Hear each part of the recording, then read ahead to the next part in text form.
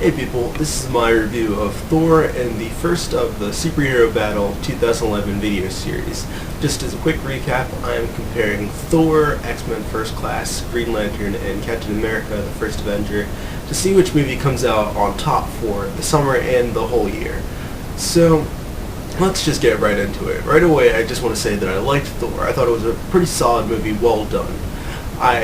In terms of my feelings toward the movie, I'd have to put it on my kind of third tier of superhero movies. Like, at the very top there are the movies that I absolutely loved. And that just includes probably Spider-Man, Batman Begins, and The Dark Knight. Then after that, there are the movies that I really liked. Like Iron Man, The Incredible Hulk, X-Men 2, there are probably a few others on that tier. And then there are the movies that I just liked.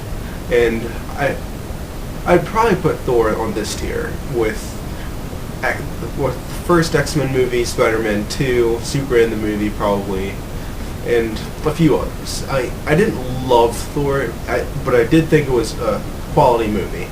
So, if I do spend a lot of time talking about the things that I didn't like so much about Thor, know that I am not saying that there are major problems with the movie or that it was very flawed. Every movie has things that it can improve on, and I just tend to talk more about those kind of things because they're the type of things that I think about more, how I would have done it a little bit differently. So, my personal experience with the character before going into the movie, I'm not by any means a Thor expert. I know certain things just by being a comic book reader, like reading Marvel stuff, reading the Avengers, crossovers with other characters. Other experience with Thor, I have read one volume of Thor. I have seen the Hulk vs. Thor short film, which was pretty cool, and I have watched every episode of Avengers Earth's Mightiest Heroes, which is a good series. Check it out if you have not seen it.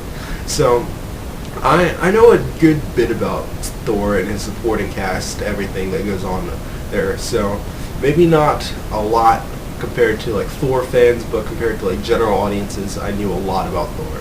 So, what I liked about this movie, I thought it had solid action, pretty good comedy, and I really thought the art direction was great. Asgard looked great, Jotunheim looked great. A lot of this stuff was just really fun to look at and very pretty. So, major props to the art department for this movie. I thought the first major action scene with Thor and his friends was very good.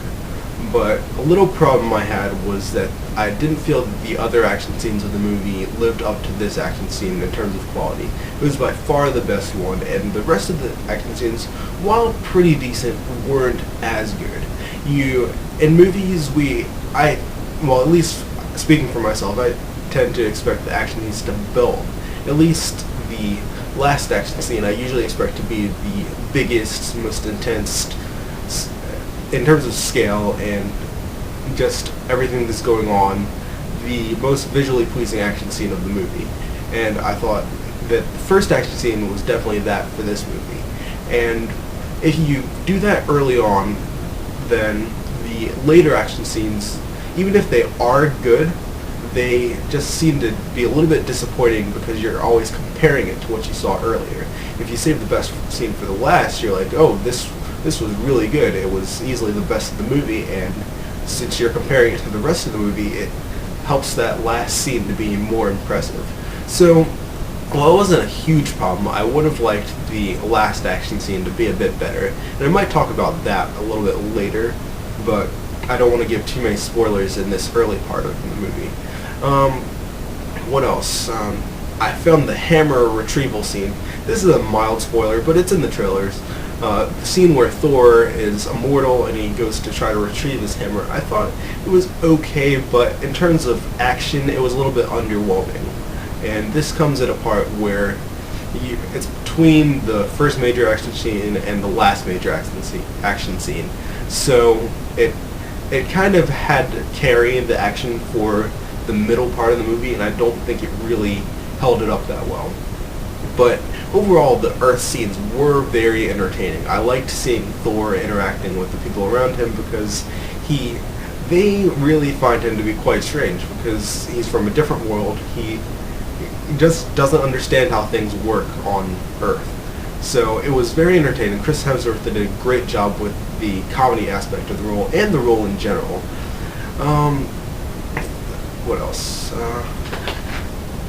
Let's see. Referring to my notes, sorry. I'm pretty excited to see him interacting with the other characters of the Avengers movie, including Robert Downey Jr.'s Tony Stark. I don't have a feel for Mark Ruffalo's Bruce Banner because they replaced Edward Norton. Still a little bit bitter about that, sorry. But this is the fourth movie of the Marvel Cinematic Universe, coming after Iron Man, The Incredible Hulk, and Iron Man 2. And I think, for me, it's the third best. Like, I really liked Iron Man and The Incredible Hulk, so just to put it behind those two really isn't insulting Thor at all. It's definitely in good company there. After Iron Man 2, I was a little bit shaken in my faith for how Marvel Studios handled their movies, because I didn't feel that movie was that good. I felt like it didn't manage to justify its own existence, and it felt a lot, I know a lot of people have said this, it felt a lot like it was just very much a lead-in to the Avengers, and very much a lot of the movie was just kind of advertising. It's like, look, outside reference to the Avengers, look, we're leading up to it.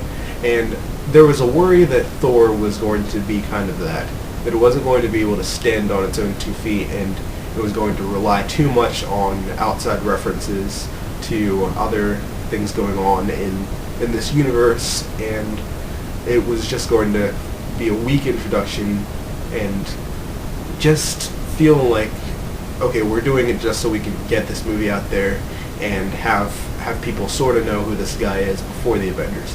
And Thor was a solid introduction to the character for audiences, I believe. It was in terms of a Thor movie, I think it was on par with Incredible Hulk and Iron Man in terms of an introduction to these characters. So I'm very pleased with that aspect, and it has kind of restored my faith in Marvel Studios movies a little bit more, and more optimistic towards Captain America. Not that I've been doubting Captain America, but I've been hopeful, and I'm even more hopeful now that they're going to do a solid job with Captain America and the Avengers. So, what could have been improved with Thor? I think that they could have done a little bit better with the Earth story. Like, not saying that the general idea for what they did with the Earth story wasn't good, but I don't feel like Thor really did that much or experienced that much to change as much as he did as a character. Because at the beginning of the movie, he's very cocky, he's just kind of an idiot, really. But by the end of the movie, he's very caring, he's responsible. So I would have liked to see maybe more time spent on Earth, have Thor experience more to learn and really change as a character.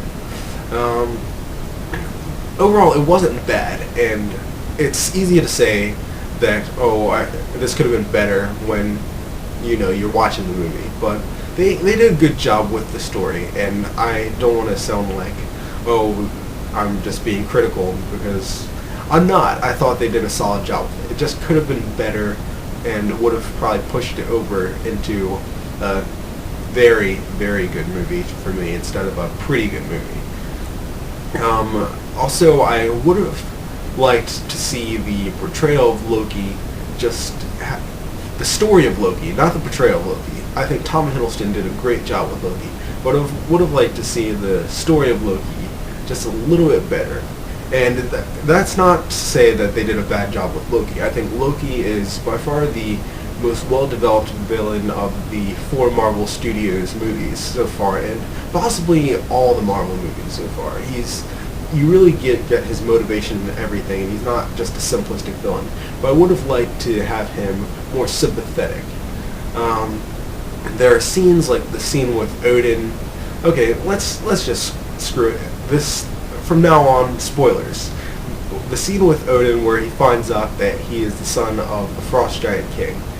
That scene was very emotional, and you really feel Loki's pain and his why he feels so hurt by Odin's favoring Thor, and you kind of understand his perspective.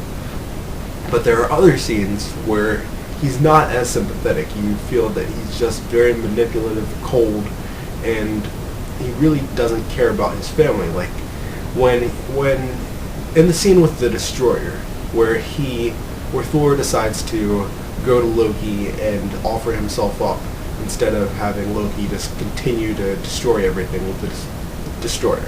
I think Loki's decision to kill Thor was just a little bit too easy for him. I would have liked to see him maybe struggle more, maybe have it be an emotional thing, like have him act out of anger and pain more than just a cold, calculated, I'm gonna kill him. So, like I'm not trying to complain too much. Like, I definitely think they did a good job with Loki. But another thing, I would like to see more of a closeness between Thor and Loki. And I think I would have done this by inserting a scene between the first scene with them as children and the fast forward to Thor's coronation. I would have probably had a scene with them as teenagers to show more of a brotherly connection between the two of them. And this would have served more to make the deterioration of their relationship more of a tragic story, having these very close brothers become enemies eventually. And then this scene also could have served to really show how Odin maybe favored Thor a little bit and develop Loki's jealousy and envy and resentment towards Thor and Odin. So I'm not sure what the story of the scene would have been, but you can kind of see where I'm going with it. Just some interaction between the three of them again, where we see how Thor is kind of held up as the cool one, the popular guy, this is going to be the king of Asgard eventually, and you might see how Loki knows even then that he's not going to be the one that's chosen. Let's see what else I have.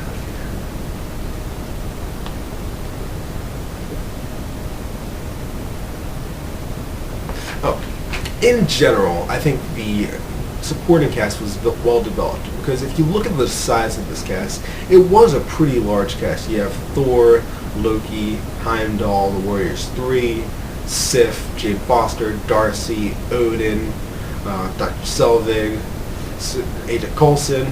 So, for the size of the cast, I think they did a good job of giving these characters all something to do, which was important, and they didn't have a lot of characters who felt like they were just there to be there. I was concerned about Darcy from the trailers, that she was going to get kind of annoying and just being there to be that comic relief character, but I think she did serve a purpose of giving the audience someone to relate to in terms of what's going on, because she was more of a normal person, whereas Jane Foster was the brilliant scientist. Also, Dr. Selvig was the brilliant scientist, and Thor was the Asgardian, so he was from a different world. She was kind of the normal, everyday person and how we would perceive this situation. So she served a purpose, and she did not get annoying to me, really.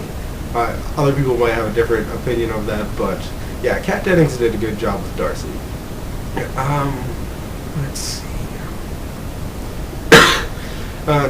Let's talk a little bit about the Hawkeye cameo. Some people are saying that it didn't really serve much purpose, and let's be honest, it didn't, but it was kind of nice to, just as a fan, to see Hawkeye in there, and he didn't really do anything, to be honest, but it was cool to see him, and it didn't really hurt the movie. It didn't really detract from the scene, so I don't think it was a problem to have him in there. And then when audiences see this guy again in Avengers, they might remember him, but they might just not care at all, and just when they see Thor again, they'll be like, oh, that's Hawkeye. But I think it worked well enough. Let's talk about the ending of the movie. I was slightly disappointed with the ending of the movie. Not as a story thing, I think it worked fine for the story, but as a fan anticipating the Avengers, it was just a little bit of an moment for me. Because in Iron Man 2, Nick Fury tells Tony Stark that he wants to use him as a consultant for the Avengers instead of a team member. And we know that Tony Stark is going to be on the team as Iron Man. But this seems like it's going to be something that they're going to have to get through, and it's going to maybe take a while for Iron Man to get on the team. Hopefully not that long. Captain America is going to be frozen at the end of his movie. Spoiler if you don't know, but that's like common knowledge. And once he gets out, he's in a completely new world that he doesn't know anything about. He's not used to it, so he's a fish out of water, a man out of time, and it's going to take some getting used to and adjustment before he's ready to join the team. Now we have Thor, who's stuck in Asgard. So we don't have Thor on Earth at the beginning of the Avengers, probably. We have to have Thor figure out a way to get back to Earth before he can join the team. So it just feels like we have a lot of obstacles before we can get all these people we want to see together. And it's just a little bit frustrating as a fan knowing that we're not going to have like the whole time of seeing these people on the team together. But, you know, I believe that they know what they're doing with these characters and have a plan, and it's going to work out well in the Avengers. It's just that I feel like some of these obstacles towards the team forming could have been avoided if they just left things the way they were with Iron Man, with Nick Fury just offering him the spot on the team instead of having the whole Iron Man 2 with Nick Fury kind of taking away the offer to be on the team, and then maybe had Thor stuck on Earth instead of Asgard. But they know what they're doing, and it worked fine for the story. So that's more of a just a little nitpicky fan, like how are they gonna do Avengers little thing, but it wasn't a problem with the movie at all. Now the after the credits scene, if you did stay after the credits, you saw that Nick Fury showed Dr. Selvig the Cosmic Cube. Fans know the Cosmic Cube. If modern audience, I mean just general audiences, if you're watching, just look it up if you need to. It's going to be in Captain America. From what we know, it's going to play a major role in Captain America. But basically, the Cosmic Cube is this object that I'm pretty sure just can kind of do whatever the heck the possessor wants. It like alters reality and stuff. And it's really powerful, dangerous object. And it's kind of fine if it's in control of S.H.I.E.L.D. because they're usually pretty safe about how they handle things. But the scene revealed that Loki lived, which is not a shocker because who really thought that they were going to kill off Loki in the first Thor movie? Nobody. And he is kind of possessing or controlling Dr. Selvig. So it's hinting very heavily that Loki is going to, at some point, get control of the Cosmic Cube, which is going to be very dangerous and probably pretty interesting conflict for the Avengers to deal with. So I think that is going to be a pretty interesting story. The Cosmic Cube is going to play a big role in Captain America, it seems, and in the Avengers. So definitely, if you are a Thor fan who wants to see the Avengers but isn't that interested in seeing Captain America, go check out Captain America. It's going to be worth your time. So just to wrap things up, Thor, solid movie. Go check it out if you haven't, and if you haven't, then I don't see why you watch this whole spoiler video that just kind of spoiled the whole movie for you. But anyway, yeah, keep an eye out for my next video review, which will be X-Men First Class, and I might have a video before that talking about some of the problems I have with First Class in general, but I will approach First Class just as a movie and just try to be open-minded with it. So if you liked what you saw, please subscribe and tune in next time.